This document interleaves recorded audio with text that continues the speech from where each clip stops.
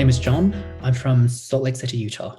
One of the first times I encountered anything to do with LGBT plus issues was when I was 10. I was watching the news with my mother, as I often did around that time after dinner. And this was around the time when Prop 8 was going on. I remember there being some lesbians on the screen. These women, they had short hair, and I know it might sound a bit ridiculous, but I remember my mother making a few kind of pointed comments about that being unnatural. None of these issues were really discussed, nothing to do with sexuality or sex in general for the most part. And that's kind of how things were until I was about, I'd say, 12 going on 13. That's kind of when my body, I'd say, was starting to go through some changes. So that meant I turned to a lot of internet forums about kind of what was going on with me. I remember eventually coming across, I was embarrassed to admit it, but I saw the word gay, and it was kind of like, okay, what is that on an adult site? And I clicked it, and it ended up being a lot better for me, as in I was a lot more into it, and I was just thinking, okay, what's going on here? That's kind of going on age 13, age 14 for me, when I started to come to the acceptance that, okay, I am gay. A couple of years later, after I finished primary school when I was 12, started making new friends, and two of them that became very important to me later. I grew pretty close to them over some time, and a little bit later, they eventually came out as gay themselves. I remember coming out to those two friends of mine specifically around when I was 15. They're the first person I ever mentioned any of this to by that point, and I came out to them because it felt like a safe bet for me. However, I was still very much in the closet, especially with my family, because as I mentioned before, especially my mother didn't even react that well to my friends coming out. This put a lot of strain upon me and on my relationship with my family. And I think that's part of why there were a lot of fights. I'm not always calm and collected. Sometimes I have a bit of a temper, and I definitely had more of one as a teenager. So I remember when I was about 16 and a half, after a pretty stressful day, it was a school night for sure, we're having a fight about some issue or other. I can't even remember what it was at this point. I essentially screamed that I am gay to my mother and father, and that was kind of it. The response was, no, you're not. And I was floored. I essentially just kind of had to go along the line saying, yes, I am. And then essentially the follow-up was, well, how do you know? So I said something more along the lines of, I just do.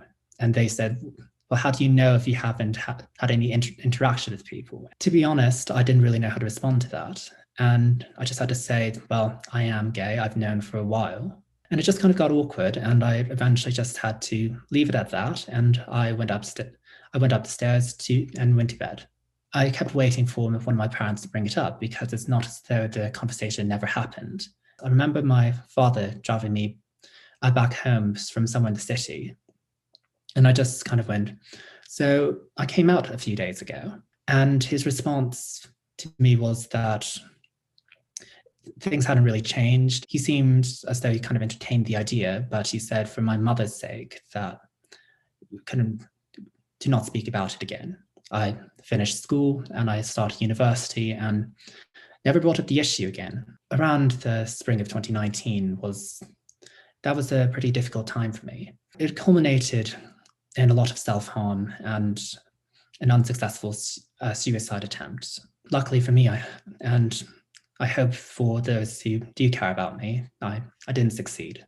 But I did succeed in injuring myself pretty badly, in a way that leaves some marks on you. So about 1 month later, after I finished my term and the summer had started, I saw my father again for the first time since Christmas, after what I just mentioned was a pretty grueling spring. I definitely was a bit less resilient than I might have normally been, and I'd received some pretty poor news about some things that have been going on in my life that was partially as a result of me being depressed during the spring. It led to me having a mental breakdown with my father in the place we were staying at the time.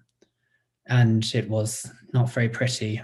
Unfortunately for me, some of my self-harm left lasting scars that he did see as well, which led to a much more in-depth conversation than what we were having initially. So that for me led to a revisiting of my coming out to them. He apologized pretty profusely for not being more on my side at the time.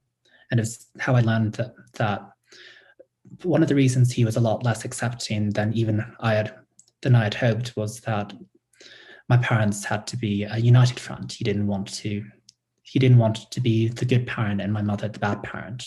And as it turned out, as attitudes had changed a lot, and people, at least around my parents, were more comfortable admitting who they were. That kind of led to moments with them even being able to accept them into their own home to have social gatherings, for example.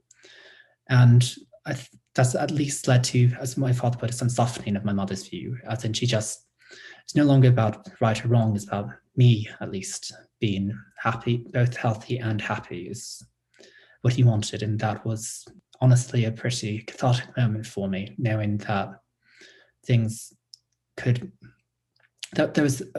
be better than how they had been. And that's finally how things have progressed at least a bit further along. It definitely led to a change, at least I think both for them and for me. For them in at least finally learning to look at me for all of who I am rather than just the surface. And for me being able to, as I said, things aren't perfect, but for me, it's a sense of freedom as well, that even if things hadn't changed, maybe just the fact that we revisited the issue, I feel a lot less held down by it. And no matter what happens now, I'm comfortable with who I am, and I'm comfortable with my parents knowing as well that I am who I am as well.